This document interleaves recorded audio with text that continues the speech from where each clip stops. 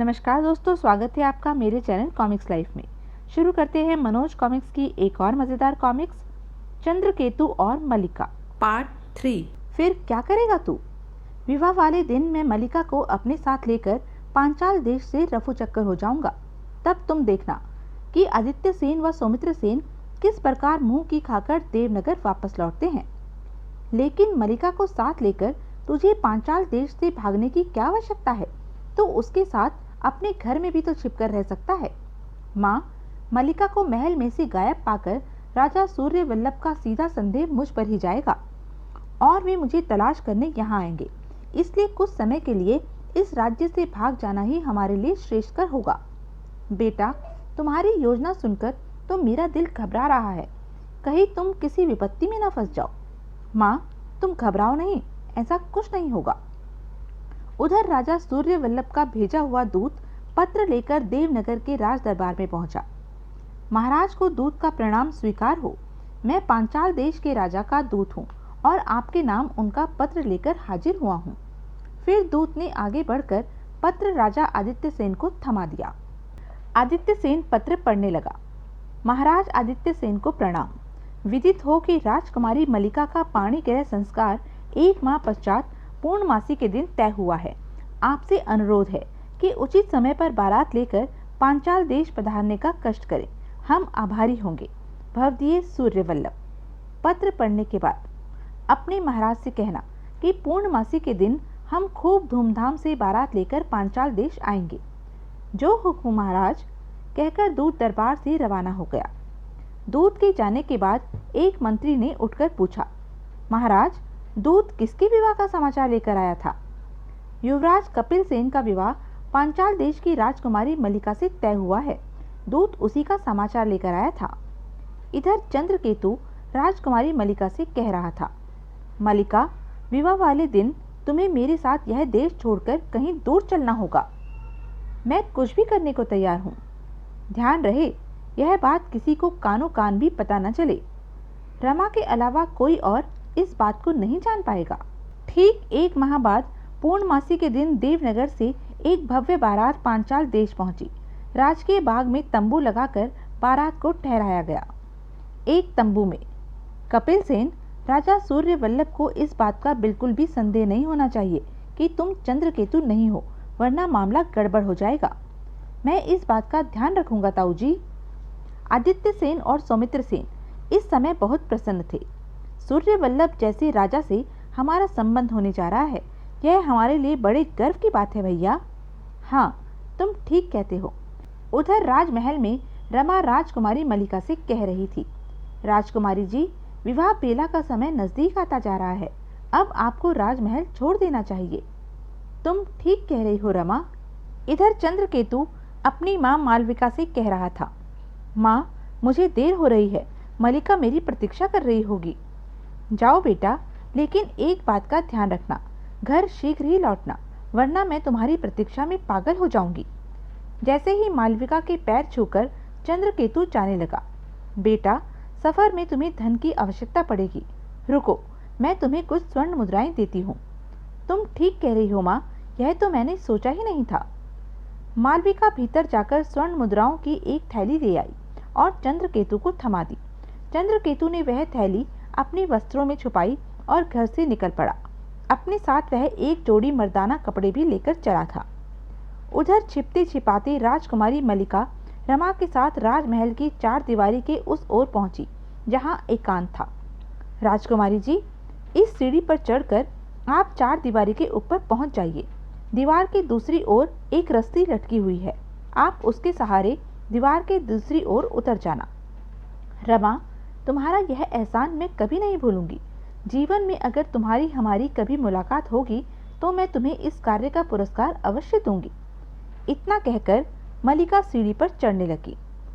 4 दीवारी के ऊपर पहुंचकर वह वहां लटकी हुई रस्सी के सहारे नीचे उतरने लगी। मलिका, सावधानी से उतरना, कहीं चोट न लग जाए। कुछ ही देर बाद मलिका चंद्रकेतु के सामने थी। लो मलिका, ये वस्त्र पहन लो और दाढ़ी मूछें लगा लो ताकि तुम्हें कोई पहचान न सके।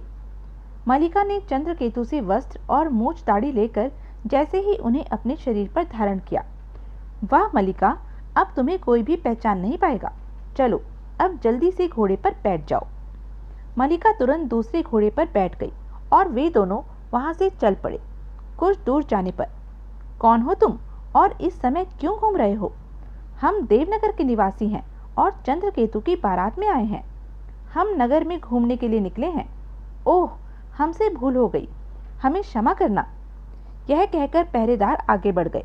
मलिका व चंद्रकेतु ने एक दूसरे की ओर मुस्कुराकर देखा, फिर आगे बढ़ गए। इधर जब बारात खूब धूमधाम के साथ राजमहल के बाहर पहुंची तो राजा सूर्यवल्लभ ने आदित्य सेन व सौमित्र सेन का स्वागत किया। आप लोगों का स्वागत है समधी जी। जब वरमाला डालने का समय आया तो महाराज ने दासी को आदेश दिया, राजकुमारी मलिका तैयार हो गई हो तो उसे वरमाला के लिए लिवा लाओ।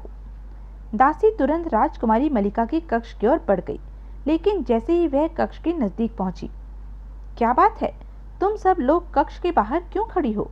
राजकुमारी मलिका कहाँ है? काफी समय से राजकुमारी मलिका अपने कक्ष में है और हमें कक्ष से बाहर निकाल दिया है। पता नहीं वे अब तक अंदर क्या कर रही हैं। जल्दी से दरवाजा खुलवाओ, महाराज ने राजकुमारी को वरमाला के लिए बुलवाया है। मैं अभी दरवाजा खटखटाती हूँ।